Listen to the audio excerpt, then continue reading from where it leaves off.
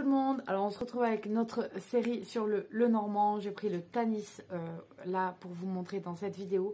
Et on va s'intéresser à la carte de la tour, la carte du jardin, la carte de la montagne et la carte des chemins, du croisement, d'accord, des chemins. Pour commencer avec la carte de la tour, on va avoir deux significations possibles. La carte de la tour, c'est la solitude, l'isolement. On se retrouve comme, je sais pas moi, réponse en haut de sa tour. Elle est toute seule, d'accord? On a cette idée. J'essaye toujours de vous donner une image en fait pour que ça reste facile. Moi, c'est comme ça que je fonctionne. Je me trouve des images faciles à retenir ou voilà, comme être sous une bonne étoile, etc. pour rester. Donc, du coup, la carte de la tour, c'est... alors, moi, il y a deux images. Il y a celle-ci pour l'isolement, où je pense à réponse, qui est toute seule en haut de sa tour. Mais vous avez pour la carte de la tour aussi de l'administration. Ça peut représenter l'administration, tout ce qui est... papier, documentation, enfin, etc. que vous devez faire avec l'administration. Donc, cette carte-là, pour me représenter la tour comme l'administration, moi je pense à Astérix. Vous savez, quand il monte, non, il nous faut le papier vert, il faut descendre, il faut le papier rose, il faut remonter, tout ce schmilblick-là. Voilà, c'est où ils sont dans leur truc, ça me fait penser à ça. Et ça peut être aussi l'administration. Donc par exemple, si vous avez cette carte avec le cavalier, c'est que vous allez avoir peut-être des nouvelles de l'administration sur quelque chose que vous attendiez ou pas. Voilà, si c'est une amende pour excès de vitesse, peut-être vous ne l'attendiez pas avec ferveur. Mais voilà pour la carte de la tour, tout simplement. Et je vais essayer à chaque fois de vous donner des petites images comme ça, des petits trucs pour vous rappeler. Pour la carte du jardin, il faut penser, moi je pense au parc pour enfants. Donc on est dans un lieu public, on est dans un lieu d'échange, de vie sociale, d'accord? Donc c'est du partage, c'est des bons moments, les enfants s'amusent, etc. là-bas, c'est la fête. Donc c'est ce qu'il faut avoir idée dans cette carte. Il suffit juste d'avoir cette idée-là de vie sociale, de partage, de fête, de joie, d'accord? Le jardin. Donc moi je pense au parc pour enfants puisque voilà, les enfants c'est la fête quand on les amène jouer et donc ils jouent avec les autres, etc. Donc gardez cette idée là pour le jardin égale voilà, vie sociale, fête et compagnie.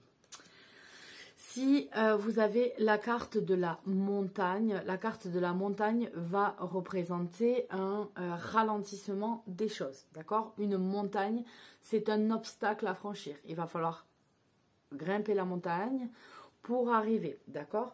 Donc c'est un challenge, ça présente des difficultés, un obstacle à dépasser dans votre avancée. Et donc voilà, ça ne dure pas, c'est juste un ralentissement, c'est pas quelque chose qui va vous bloquer, d'accord? La montagne, c'est juste que on marche moins vite quand on va grimper, mais forcément au bout d'un moment on va redescendre. Donc voilà, c'est le ralentissement, la présence d'obstacles dans votre objectif. Donc si vous faites un tirage, savoir est-ce que, j'en sais rien moi, est-ce que bientôt je vais pouvoir m'acheter une voiture et que vous allez avoir la montagne, ben, ça ne sera pas si rapidement que ça. Voilà, il va y avoir d'autres soucis qui vont peut-être venir bloquer les choses. Donc voilà, la montagne, c'est juste l'obstacle, le défi, le challenge qu'il va falloir pour avancer. D'accord? Vous imaginez juste que vous devez gravir une montagne, vous n'irez pas aussi vite que si vous marchiez à plat. Et pour finir, on a la carte des chemins. Donc la carte des chemins, c'est très simple, c'est le choix, c'est l'option. On a une situation qui se présente avec plusieurs choix possibles, des options possibles. C'est pour ça que je vous dis la croisée des chemins.